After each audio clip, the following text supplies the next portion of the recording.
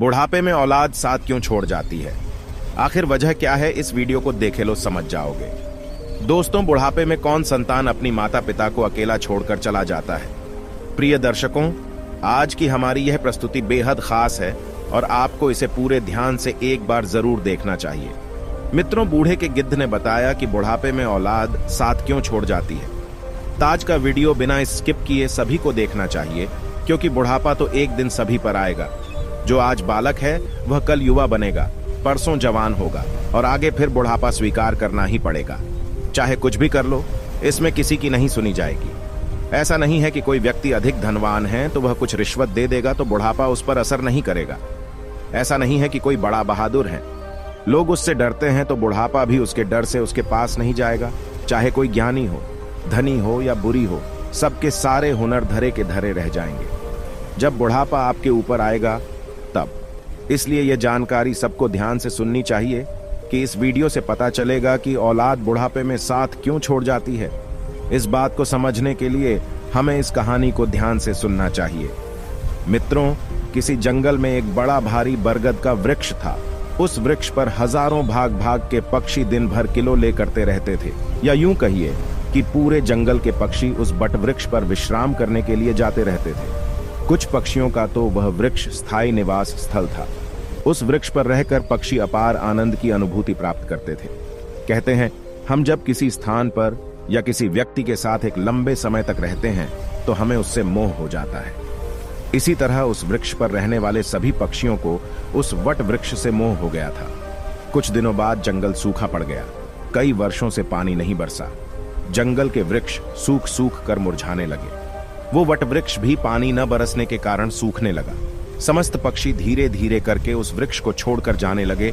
जब वो वृक्ष पूरी तरह से सूख गया, उसके पत्ते डाली टूटकर नीचे गिरने लगीं, तो उस वृक्ष पर रहने वाले सारे पक्षी उसको त्याग कर किसी दूसरे स्थान पर चले गए। केवल एक बूढ़ा गिद्ध उस वृक्ष पर अकेला बैठा रह गया। उसने देखा कि वृक्ष पर रहने वाले सारे पक्षी एक एक करके वहां से जा चुके हैं। कुछ पक्षियों ने उस बूढ़े गिद्ध से भी चलने को कहा, परंतु बिद ने जाने से मना कर दिया।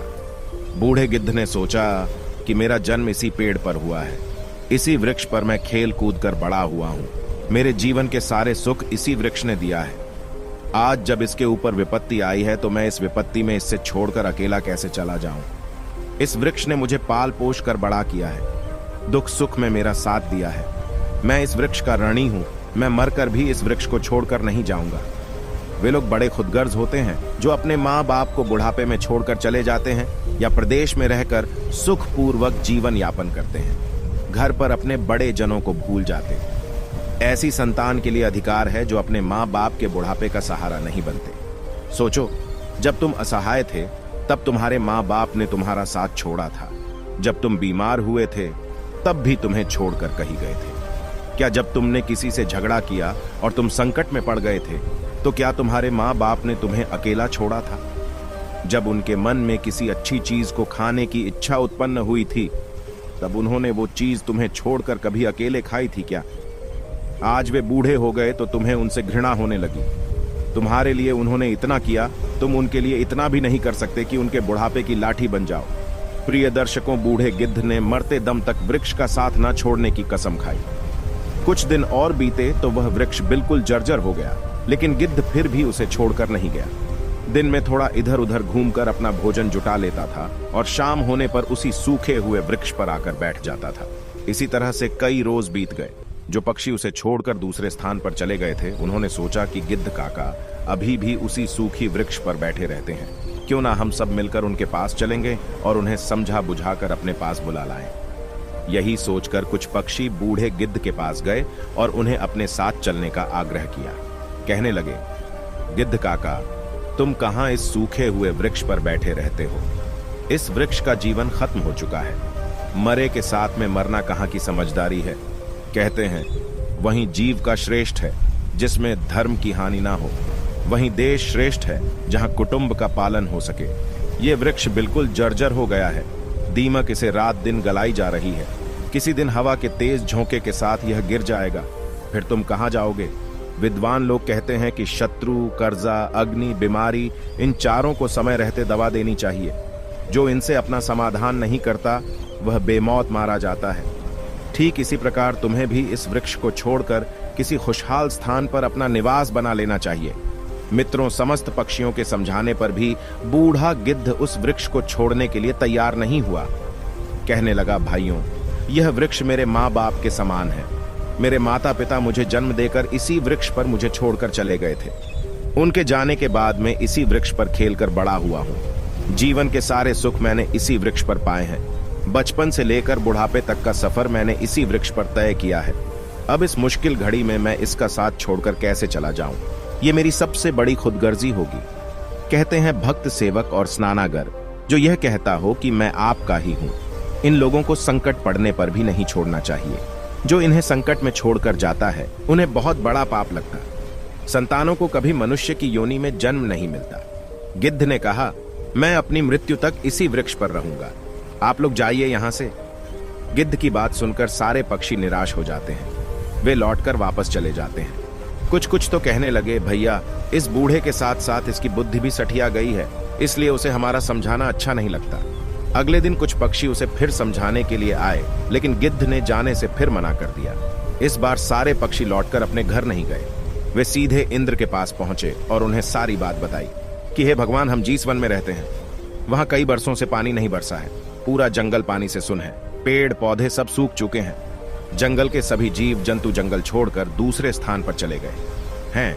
पर दुख की बात यह है कि जिस बरगद पर हम लोग रहते थे, उसी बरगद पे एक बूढ़ा गिद्ध भी रहता है।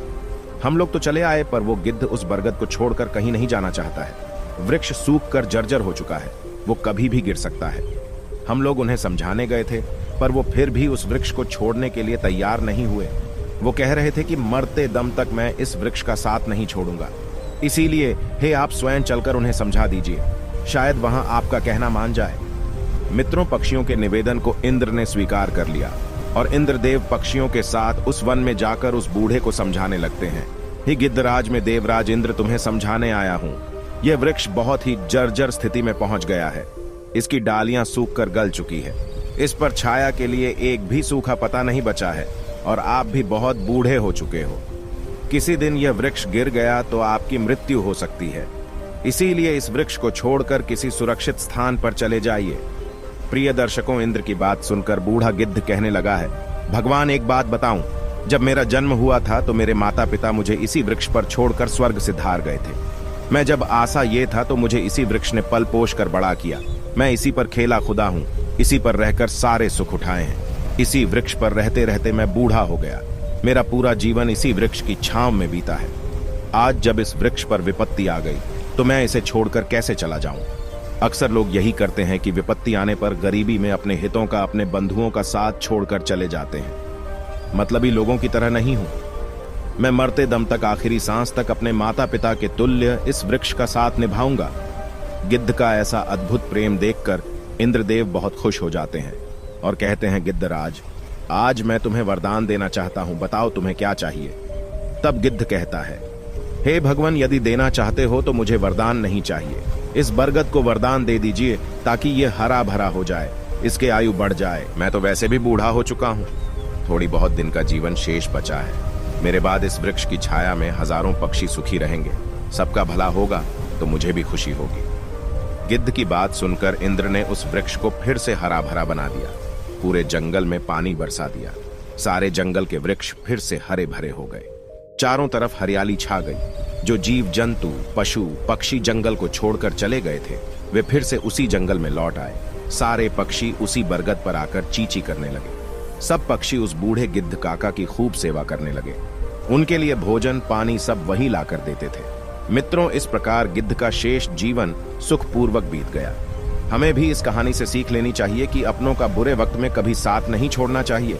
खास करके जिसने आपको जन्म दिया है, उस माँ का और पालन पोषण करने वाले उस पिता का भी। वे आपके जीवन दाता है। आपको पाल पोस कर बड़ा करने में उन्होंने बहुत तकलीफ उठाई है। उनके बुढ़ापे में यदि आप उनका सहारा नहीं बन पाए तो यह जीवन किसी काम का नहीं रहेगा। दोस्तों, यह वीडियो यदि पसंद आया हो तो वीडियो को लाइक करना और चैनल को सब्सक्राइब करना तथा अपने मित्रों को शेयर जरूर करना। वीडियो को अंत तक देखने के लिए आप सभी का बहुत बहुत धन्यवाद। नमो बुद्धाय।